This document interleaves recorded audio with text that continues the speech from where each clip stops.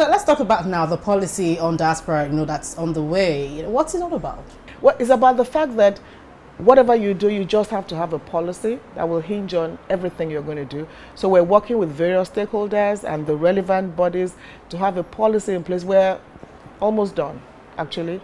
So by the time we fine-tune everything, we'll put it out there for Nigerians in diaspora to make final contributions. And then we hope that very, very soon, the President Muhammadu Buhari's administration will have a concrete policy to engage Nigerians in the diaspora. And it's critical. And this, in fact, should have been done much earlier, because diaspora dynamics will determine the 21st century, and we as a country should not be left behind. 26 countries at least have full ministries for the diaspora, so because it's very, very important. And even the African Union is now demanding, or actually has a 6th region for the diaspora. So a policy is critical for the foundation of anything, for it to not to be ad hoc, for it to continue. So that policy is being worked on, and we've been given the mandate by the president to come up with a policy. In fact, we're running behind schedule already. So first is to have that policy, and then we have everything tied to the policy. So I think that is very critical, and we'll have to make it realistic and practicable, and make sure we have that policy very, very soon. You don't want to give us details inside into it? I don't want to. Let's have the document, but it's going to be an all-engaging policy. We're also going to learn from other countries. That would involve Nigerians in diaspora? Oh, of course. In fact, there's a draft already. We're just building on the draft. Nigerians in diaspora came to, there's been a stakeholders meeting. Various groups were involved in drafting it, but we have to take it a notch higher and ensure that we get it fully right. So it's gone through a long process.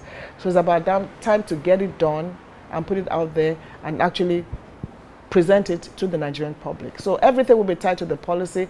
It's going to be very, very comprehensive, and it's a policy that I hope that we will implement. And of course, there should be a diaspora commission, which we've always talked about. That has constantly been drummed about. Well, that is for the National Assembly to pass. It was passed in the 7th Assembly. I sponsored the bill. It was passed by both the House and the Senate, but it was not signed into law. But now it's been passed by the House, so the House is done with it. The House has passed a Diaspora Commission bill, so we're waiting on the Senate to do the same. And good enough, we have Senator Rose Oko, who is the chairman of the Senate Committee on Diaspora in the Senate. So I'm optimistic that we'll get a commission through. Some will say a commission at this point in time, but it's a commission that will earn you money. It's a commission that will bring more value to this country, because we're talking, okay, for instance, $21 billion remittances in last year. Is going to be more this year because of the new flexible exchange rate policy of the Central Bank of Nigeria. So it's a commission that will add value to the country, and already there's a little body that can just be upgraded to the commission. So really it's something that we should have, and hopefully we get the National Assembly to work on it. Like I said, 26 countries have full ministries for the diaspora. So having a small agency to deal with this matter, I think is long overdue. All right, the World Bank Migration and Remittances Fact Book, show that Nigerians living abroad sent home about $20.8 billion in 2015. You rightly put that across, earlier in your statement. But let me confirm just how true that figure is. What is the exact figure? That is the exact figure. Right. I just approximated to 21. 20.8 is about 21. And that is even minus the informal remittances. The $500, the $1,000 that Gloria going home give to my auntie, Gloria going home give to my brother, is not even part of what has been documented. So we'll also be meeting with the central bank governor to talk more about these remittances. And then there are complaints about higher taxes for Nigerians remitting their money back home, which you don't get for those remitting to Asia. And Africa has the largest tax from these money agencies, dealing with the remittances. We want to look at that and see how we can ensure that our people are not cheated no matter the circumstances. And with the new policy, forex policy, I see it going up. I see Nigerians in the diaspora doing even much better than they did than they did last year. But the question is this: beyond the remittances, We shouldn't just be talking about remittances. Yeah, they are, but what are we doing with the remittances? What is it doing for the economy? What are we doing with the remittances? Of course, the impact on the economy, even if you don't say it openly, it is there.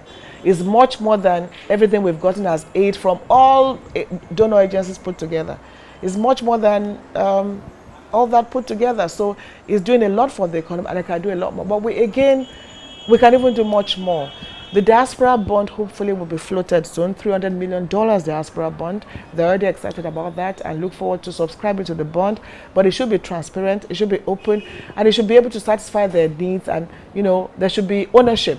You should be able to say, okay, I want to invest in power. I put my $10 here.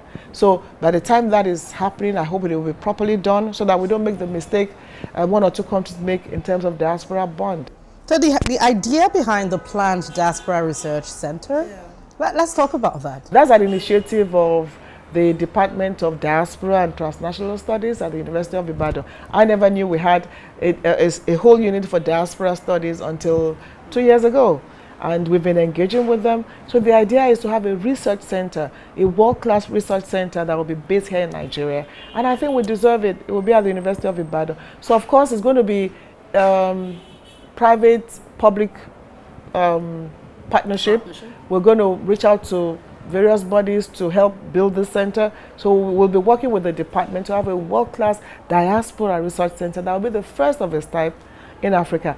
The institute, for instance, is itself the first in Africa. So the world-class research center will just be the icing on the cake. And we do need it because we're talking of the diaspora will determine what takes place in the 21st century. And we cannot ignore the diaspora. We shouldn't let other countries take over from us because we have the largest population.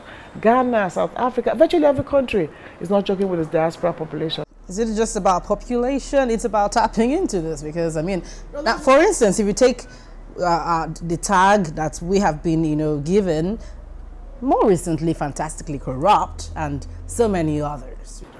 Fantastically corrupt. Let's take it out of context. And I want to stick to what Mr. President said. Mr. President met a very corrupt system, and he has told everyone that he's determined to wipe corruption in Nigeria, and he's doing just that. He's fighting corruption. And I just want to say that it's a war that we all must join in and a battle that must be won. Otherwise, we're destroying our country, and we can't allow that to happen. And I'm hoping that with the foundation the president is laying in this battle against corruption, never again should we go back to those days when you can just steal your country's resources with impunity and nothing happens. Never again should we go back to those days as a nation. So when we're talking about fantastically corrupt, yes, President Buhari inherited a creatively corrupt system. And, we can't run away from that. But however, we have a president who is doing something about it. And the president said, just return the money. The person who steals is just as guilty as the person who received the stolen goods. Return the money. Don't make your countries a safe haven for criminals. And that, I think, is the message we should be spreading. Let Cameron say anything he wants to say, he has said it anyway, but what are we doing as a nation? We have a president who wants to take us out of that situation. It's a difficult battle, but we must work with the president, join hands with him to ensure we win this battle. It's about our future. It's about our children's children. It's about the generation and future generations of Nigeria. And you know what? I'm surprised when people clap at corruption. I'm surprised when somebody is going to court, is being charged for corruption, and is bouncing and smiling. Those people should be ashamed of themselves. But they are not, because they look down on you, the Nigerian, and say, I know I'll get away with it. But President Buhari is determined that we will win this war, and we have to join hands with him and say no to corruption with impunity, and say never again should we go back to those days in Nigeria. We just have to win the battle for the sake of our future. But hold on with that thought. We're still with a senior special assistant to the president on foreign affairs and diaspora. We'll be right back on issues concerning Nigerians in diaspora. Please stay with us.